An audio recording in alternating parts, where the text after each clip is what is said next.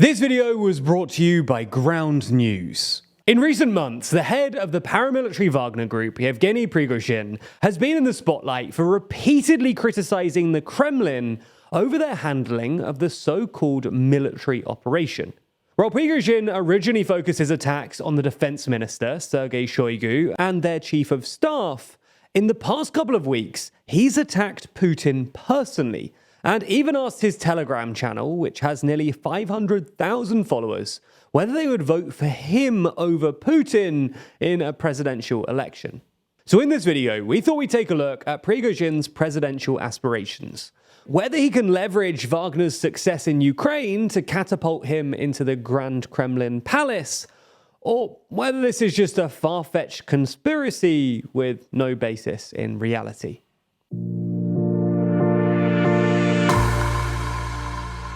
Before we start, if you haven't already, please consider subscribing and ringing the bell to stay in the loop and be notified when we release new videos. So probably the best place to start is explaining who Yevgeny Prigozhin even is. Born in St. Petersburg in 1961 to a Jewish father and a Russian mother, Prigozhin originally aspired to become a professional athlete before becoming involved in criminal activities like theft, fraud, and break-ins, which eventually landed him in prison, where he spent most of his 20s. His release from prison then coincided with the fall of the Soviet Union, which is when he began his career in catering by opening a hot dog stand. So the question probably is, how did a petty thief turned street food seller become a powerful oligarch within Putin's inner circle? Well, no one is actually certain. But all we do know is that Prigozhin found partners to open a series of fine restaurants in St. Petersburg. In fact, in 1996, he founded a company called Concord Catering, which started to receive government contracts to supply schools, the military, and even venues in the Kremlin. Putin would even visit some of these restaurants to celebrate his birthdays. Now, combined, these contracts are estimated to be worth billions of dollars, making Prigozhin incredibly wealthy as a result. And he even managed to pick up the nickname of Putin's chef.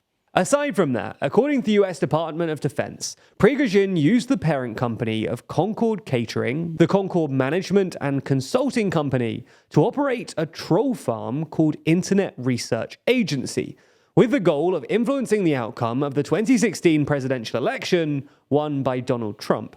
And although he originally denied these claims, Prigozhin has actually started owning up to it, admitting in 2022 that we interfered, we are interfering, and we will continue to interfere. Clearly then, Prigozhin was no longer just a chef. Even before he got into the paramilitary game, it was obvious that he was a serious political actor, with close ties to Putin. However, it was the founding of the Wagner Group in 2014 that really made him a household name among Kremlin watchers. That's because Wagner helped Russia to invade Crimea in 2014, and later became contracted by governments around the world struggling with insurgents, namely Syria, Libya, the Central African Republic, and Mali.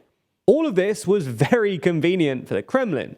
And that's because Wagner is only semi-accountable to the Russian state, which means they can be brutally effective while providing Putin and the Kremlin with a degree of plausible deniability. This also allows the Kremlin to cover up the true cost of their wars, because the deaths and military expenditure of these groups don't show up in official statistics, even when they're indirectly funded by the Kremlin. As a result then, it's unsurprising that Wagner has also played an important role in the most recent invasion of Ukraine. Using thousands of prison convicts and under direct command from Prigozhin, they've been able to progress into areas where the Russian army has struggled, most notably in Bakhmut.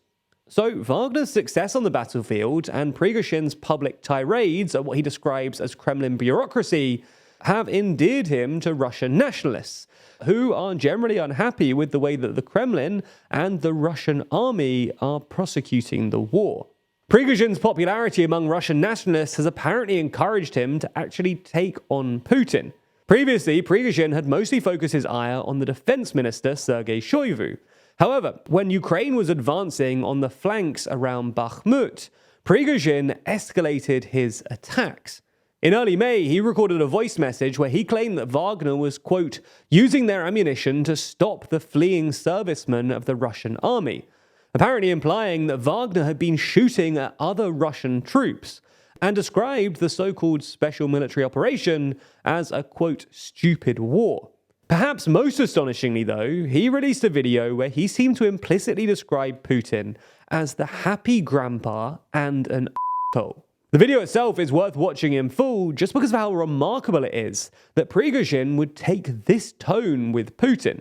A few days later, Prigozhin then published a telephone poll on his Telegram channel, presumably conducted by Wagner, asking Russians who they would vote for as president of Russia, Putin or Prigozhin. According to the poll, Putin is still the fan favorite, with 42.5% support to Prigozhin's 39.7%. But it's pretty close.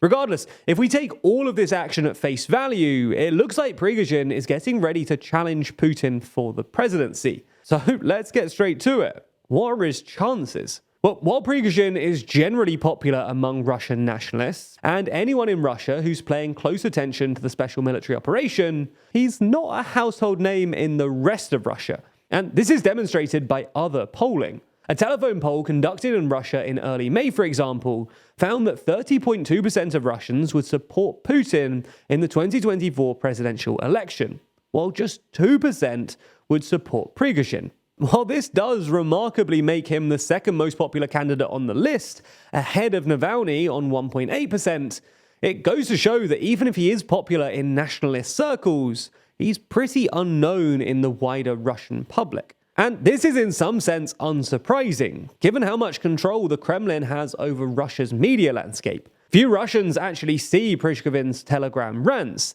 Instead, most Russians watch Russian state media, which tells them that the special military operation is going well and Putin is doing really well. That's why, according to the Levada Center, Putin's approval ratings are actually at a 5-year high right now, with 83% of Russians approving and just 14% disapproving, with a net approval rating of positive 69. So even if we take all of this polling data with a pinch of salt, it's at least clear that Putin is still very popular in Russia. So what does this all mean for Prigozhin's longer-term presidential chances?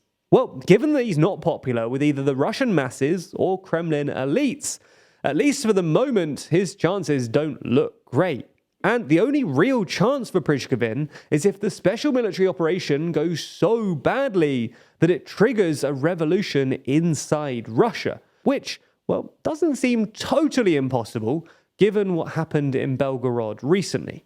Ultimately, we'll have to wait and see what happens next in this story. But honestly, it seems like there's a new breaking news story basically every hour. So how do I stay up to date with what's happening? Well, I could just read one news source, but then I'd run the risk of falling into an echo chamber and missing entire stories. Another answer is to download multiple news apps.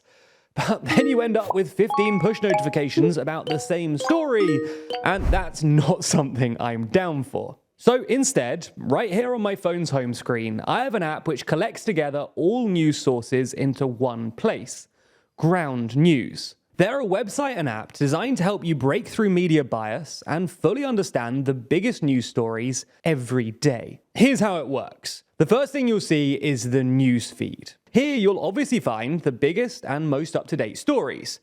But that's not the only thing. For example, check out this story about a specific Ukrainian counteroffensive. Right away, you can see the reporting bias on this story. It only has about 17% left-leaning coverage and 50% right-leaning coverage. You can also see how many total stories have reported on this issue, as well as getting a brief glance at the headlines from across the political spectrum. And perhaps most interestingly, what Russian state media has to say about it. And if you want to click on the story, you're able to dig deeper. Ground News offers a comprehensive breakdown for every story. You can read every headline, view the political bias and factuality score for every source, and you can even read the articles themselves right from within the app. And then there's my favorite feature, Blind Spot, which actively highlights stories that people on your side of the aisle might be missing. Plus, with their Chrome extension and personalized bias data, you can see exactly what you're missing. It's like a constantly updating Spotify Wrapped, but for news.